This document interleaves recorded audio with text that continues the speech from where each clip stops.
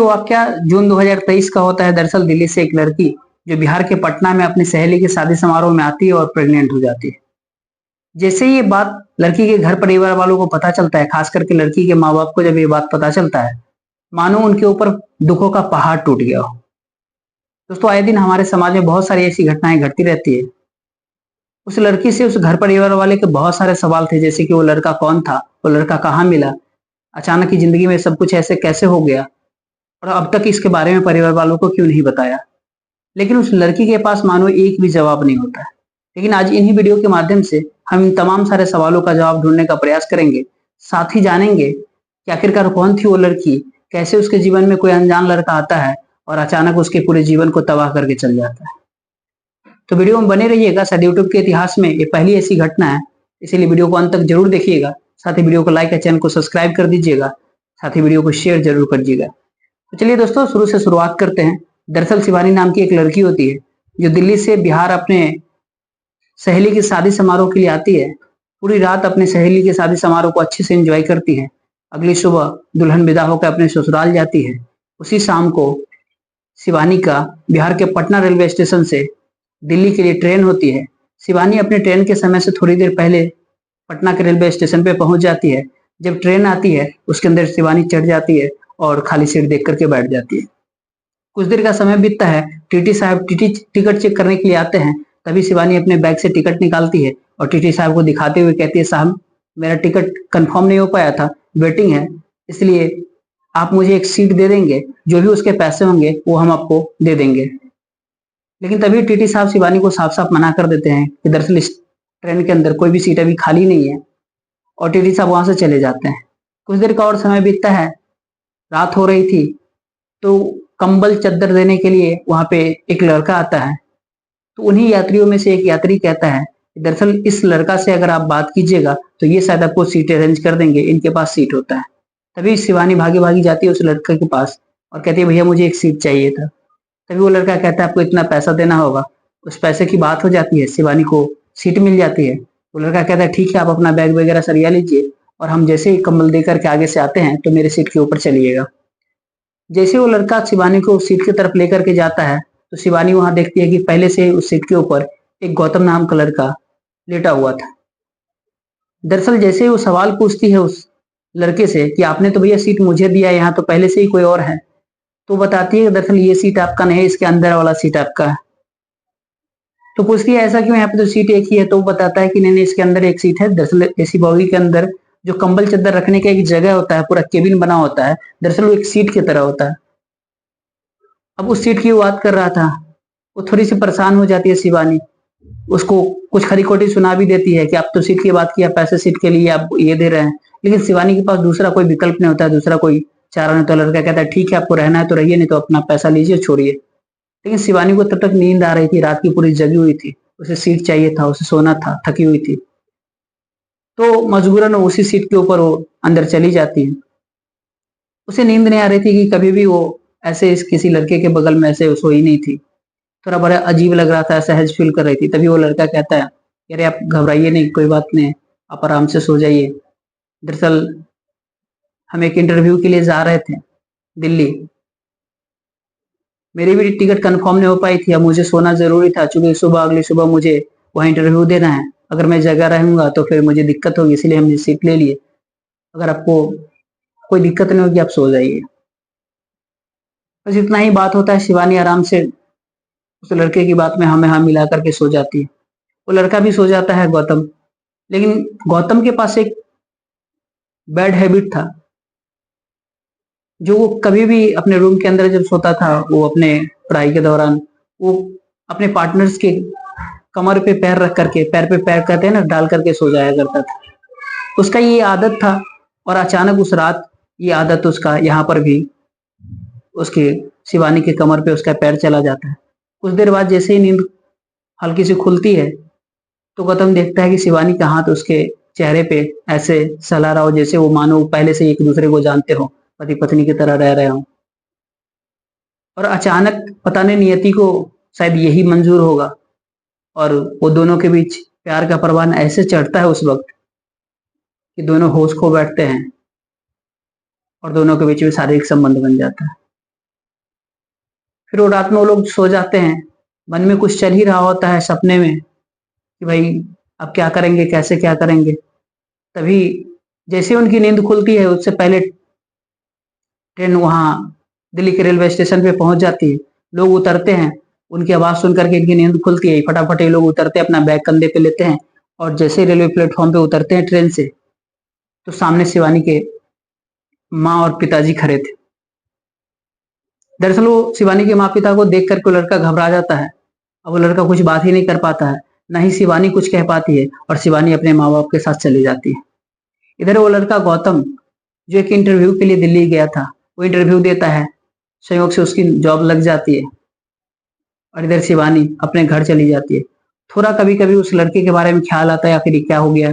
शिवानी जैसे ही पहले मंथ की मासिक चक्र को जो पीरियड्स आता है, उसको मिस करती है। थोड़ा उसको घबराहट होता है कि कोई दिक्कत तो नहीं, लेकिन उतना वो समझ नहीं पाती है।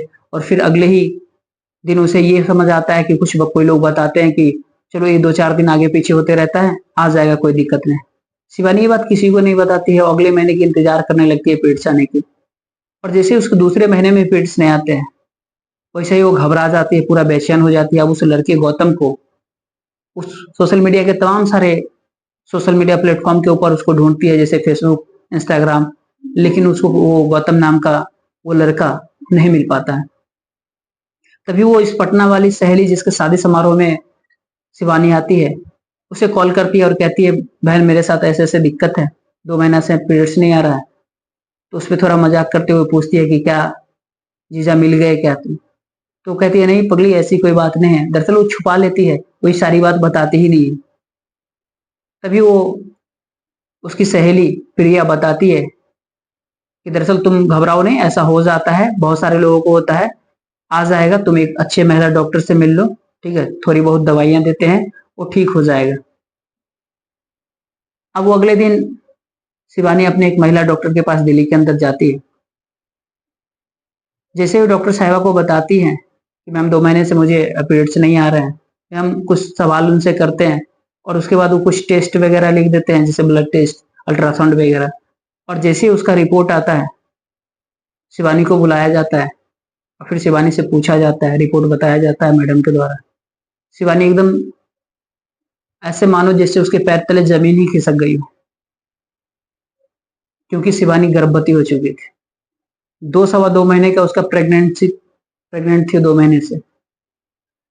अब ये बात सुन कर के शिवानी को कुछ समझ में नहीं आ रहा था कि आखिर क्या करे, क्या ना करे। तभी वो मैडम की सारी बात बताती है और पूछती है आगे क्या करेंगे, अबॉर्शन वगैरह के बारे में। तो मैडम बताती है खतरा है, बहुत दिन हो गए हैं।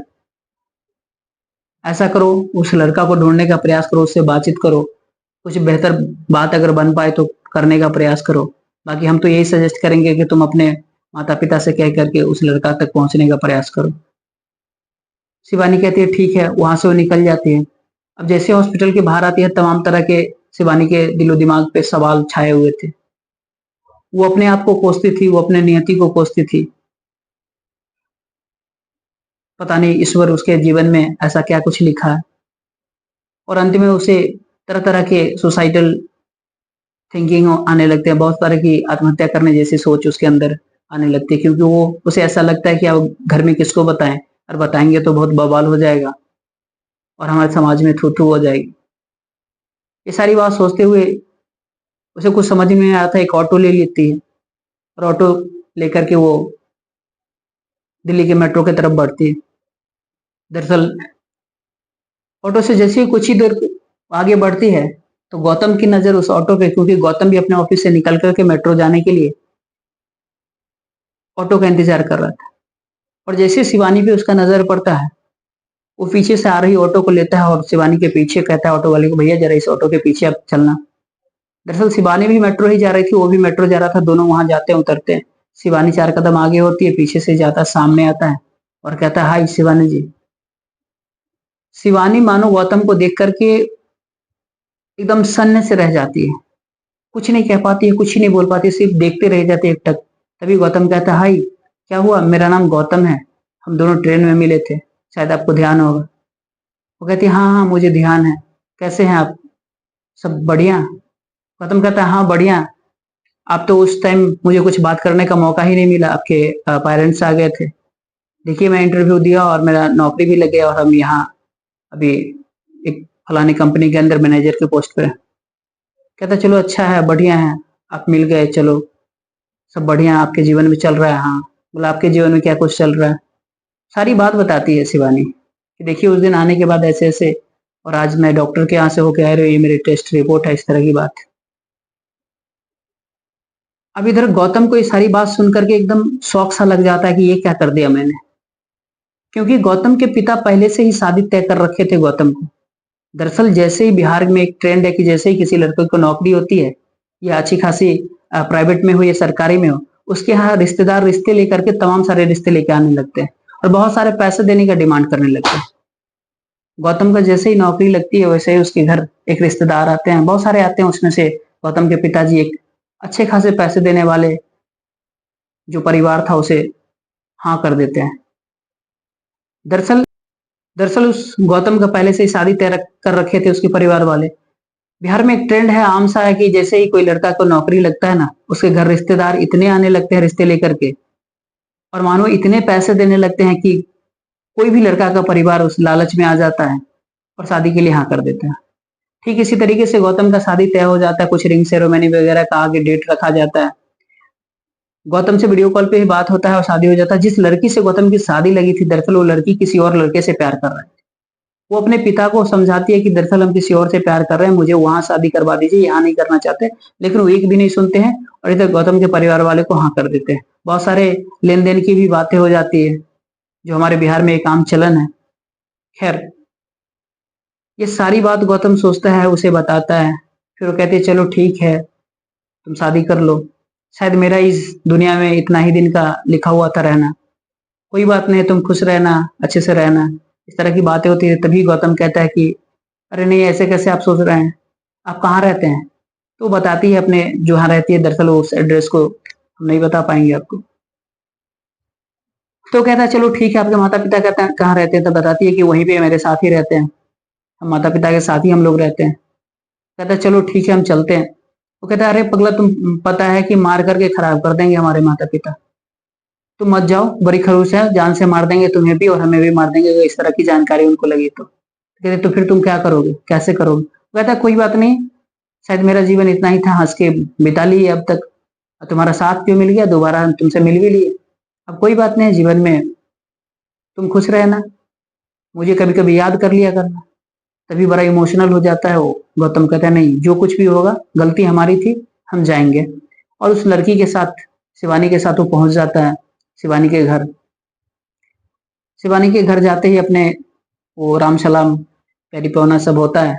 जैसे ही शिवानी के पिताजी पूछते हैं कि बेटा ये कौन हुए, तभी शिवानी कुछ कह पाती उससे पहले गौतम कहता है कि दरअसल हम शिवानी के दोस्त हैं, ये हम दूसरी बार मिल रहे हैं अंकल, और पहली बार जब मिले थे हम शिवानी से, तो यानी ट्रेन की पूरी घटना को शिवानी के पिताजी के सामने ऊपर रख देता है। शिवानी के पिताजी को उस घटना सुनने के बाद इतना ज्यादा क्रोधित होते हैं, इतना ज्यादा गुस्सा आता है कि वहीं पे गौतम की पिटाई करना शुरू कर देते हैं। काफी बुरी तरीके से गौतम की पिटाई कर देते हैं। तभी बीच बचाव में जैसे ही शिवानी आते, शिवानी को भी एक दो थप्पड़ लगा देते हैं। कहते तुम्हारी हिम्मत कैसे हो गई ये सब चीज करने का और मेरे सामने आकर के खड़े होने का। तभी शिवानी रोकती है, रोते हुए कहती है कि जिस लड़के को आज आप पीट रहे हैं, जिसे मार रहे हैं, दरअसल ये अगर चाहता तो भाग जाता। हम पिछले 2.5 महीने से इससे कांटेक्ट नहीं कर पाए, क्योंकि जैसे ही हम इससे कुछ बात कर पाते ट्रेन से उतर करके आप सामने आ गए और हम मुझे लिए और साथ में चले आए। वो तो भाग्य है कि ये आज शायद ईश्वर को कुछ और मंजूर था, मुझे मिल गया, नहीं तो आज ये नहीं मिला होता तो आज हम घर नहीं आ पाते, हम आत्महत्या कर लेते उधर ही। जिसकी वजह से हम यहाँ तक आए, ये हिम्मत कर पाया आपको बताने की, आज आप इसे पीट रहे हैं। अगर ये डर जाता तो ये भाग जाता। हमने इसे बताया कि हमारे माँ पिता नहीं मानेंगे तुम्हारी बात, अब तुम्हें मार देंगे, फिर भी कहा कोई बात नहीं, और आप इसे ही पीट रहे हैं। जरा सोच के आप देखिए कि ठीक है, गलती इसी का नहीं था, गलती मेरा भी था। अगर अगर ये आज मिला ना होता तो आपकी बेटी ये जिंदा नहीं होती। और ये एक्सेप्ट कर रहा है ना कि शादी कर लेगा, फिर आपको क्या दिक्कत है। वैसे भी तो कहीं ना कहीं आप हमारा शादी करवाते ही, इसी से करवा दीजिए। इस तरह की बात जैसे शिवानी अपने पिताजी के सामने कहती है, उसके पिताजी बहुत सोचते हैं और अपने की पे थोड़ा पछताते भी हैं और फिर बैठ कर के सब बात करते हैं और शादी के लिए हामी भर देते हैं और कहते हैं कि तुम्हारे पिता माता कहाँ रहते हैं। सारी बात होती है। गौतम अपने पिता को सारी बात बताता है। इधर गौतम के पिता हैं कि एक भी मानने के लिए गौतम की बात तैयार ही नहीं थे कि पहले से जो लड़की प्रेग्नेंट हो चुकी हो उससे शादी करना, तमाम तरह की बातें। वो उसको सलाह देते हैं गौतम को कि तुम उसको थोड़ा पैसे वगैरह खिला दो, पैसे दे दो, उसका एबॉर्शन वगैरह करवा दो। यहाँ शादी नहीं, इधर बहुत सारा पैसा मिल रहा है, अच्छी लड़की है, यहाँ शादी हम तय कर दिए। बहुत सारी की बातें, लेकिन गौतम एक भी पिता की बात नहीं सुनता है। वो कहता है आप हाँ कहे या ना कहे, हम इसे नहीं छोड़ सकते, शादी यही करेंगे। गौतम के परिवार गौतम को बिल्कुल पूरी तरह से अकेले छोड़ देते हैं, लेकिन फिर भी गौतम अपने परिवार वालों को उस शिवानी के लिए छोड़ देती है। यूं कहे शिवानी के लिए नहीं, कहे कि अपने शिवानी के लिए छोड़ देता है और अच्छे से धूमधाम से दिल्ली के अंदर ही वो लोग आपस में शादी करते हैं, जिस शादी के अंदर गौतम के परिवार वाले एक भी व्यक्ति नहीं आते हैं। कुछ दिनों बाद इस गौतम के जो पत्नी होती है शिवानी, वो एक बेटी को जन्म देती है और बहुत ही खुशहाल तरीके से वो दोनों अपनी बेटी के साथ अपने जीवन को अच्छे तरीके से व्यतीत कर रहे हैं। दोस्तों, हमारे समाज में ऐसी बहुत सारी घटनाएं आए दिन सुनने को मिलते रहता है। लोग समझ नहीं पाते हैं और न जाने गलती करके जल्दबाजी में कुछ ऐसे फैसला कर लेते हैं जिससे बहुत लंबे अरसे तक लोगों को पछतावा के अलावा और कुछ भी नहीं मिलता है। तो किसी भी और बहुत सारी लड़कियां हमारे समाज में ऐसे होती हैं, बहुत सारी माता बहनें जो अपने परिवार वालों को नहीं बता पाते हैं, इसलिए कि उनके परिवार वाले उनका सुनना ही नहीं चाहते हैं। उनको जैसे गौतम को पिटाई करने लगे उस तरीके से ही पिटाई करना शुरू कर देते हैं, तमाम तरह की बात होती है। इसलिए वो अपने अंत में बहुत सारी घटनाएं तो ऐसी होती है कि किसी को पता भी नहीं चलता और अपने जीवन लीला को समाप्त कर लेती है। इसलिए अपने परिवार वालों को समझे, अपने बच्चों को समझे, अपने बच्चों को अच्छे से दोस्त की तरह बात करे, व्यवहार करे। जो भी उनसे गलती सलती, क्योंकि गलती इंसान से ही होती है, अगर ऐसी कोई गलती होती है तो उनकी बात जरूर सुने, समझे, परखे और जो उचित निर्णय लगे, जो अच्छा लगे, वो फैसला जरूर ले। बाकी इस वीडियो को बनाने का उद्देश्य आपकी भावनाओं को आहत करना नहीं आपकी दिल को ठेस पहुंचाना है, बल्कि आपको जागरूक करना है, आपको सचेत करना, आप जहां भी रहे सुरक्षित रहे और पूरे परिवार वालों को ख्याल रखें। दोस्तों, इस वीडियो के माध्यम से अगर आपको कुछ भी मैसेज मिला हो तो वीडियो को शेयर जरूर कर दीजिएगा, साथ ही वीडियो को लाइक कीजिएगा, चैनल को सब्सक्राइब जरूर कीजिएगा। पुनः आपको बता रहे हैं कि इस वीडियो बनाने का उद्देश्य हमारा कोई किसी की भावनाओं को आहत करना नहीं है, नहीं किसी को ठेस पहुंचाना है। जय हिंद, जय भारत।